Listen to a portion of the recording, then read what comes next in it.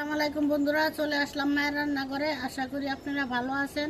আলহামদুলিল্লাহ আমিও ভালো আছি। আজকে রান্না করব শিং মাছ দিয়া, করলা দিয়ে, আলু দিয়া একটা ঝোল পাক করব। দেখেন কিভাবে পাক করি। তেল দিয়ে দিলাম,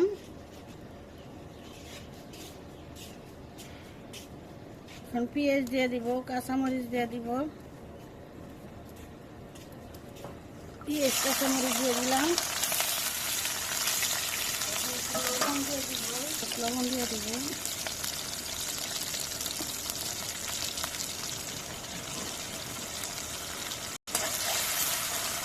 পেঁয়াজ কাঁচামরিচ একটু ভেজে নেব,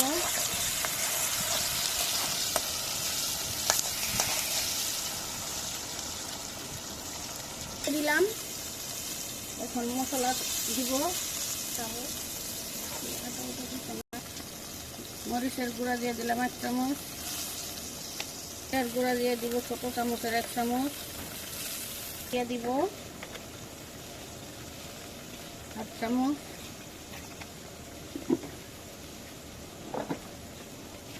হলুদের পাখি দিয়ে দিব 1/2 চামচ, আদা রসুনের বাটা দিব 1 চামচের মতো,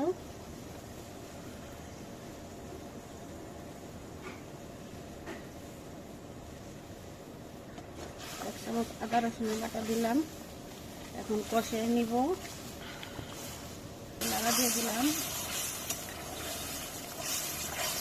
আর একটু কষবে।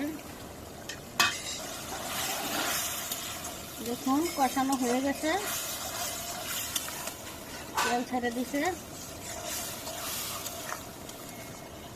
এখনই দিয়ে দিব করলা আলু, দিয়ে আবার কষাইব।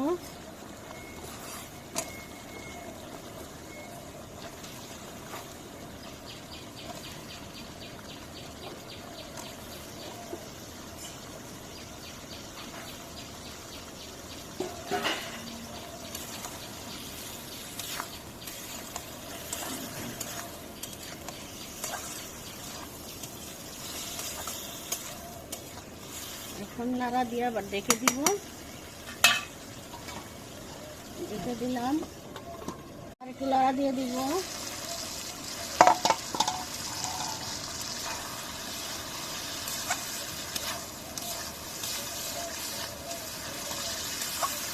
একটু কষানো,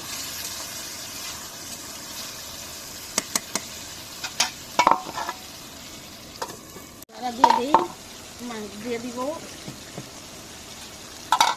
কষানো হয়ে গেছে। দেখুন বড় বড় শিং মাছ,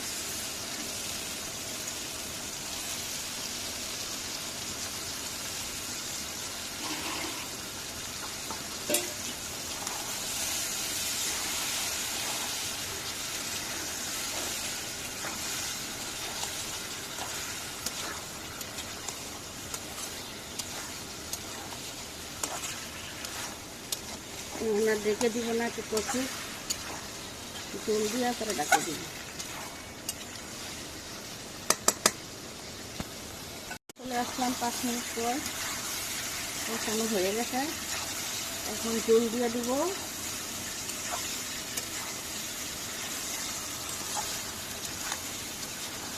হালকা মশলা দিয়ে রান্না করছি। করলার ঝোল গরমে অনেক ভালো, ঠান্ডা জিনিস। ঝোল রান্না করব।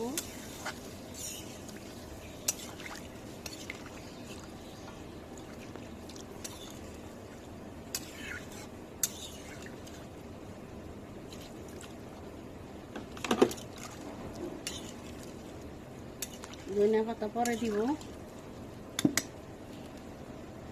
ঢেকে দিব। তরকারি পরাই হয়ে আছে, আর একটু হবে, নামাই লাব।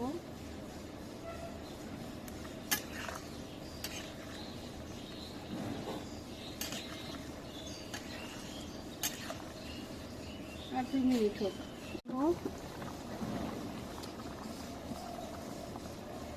একটু ঢেকে দিব। বাড়িয়ান হয়ে গেছে, নামাই নিব, নামাই নিলাম।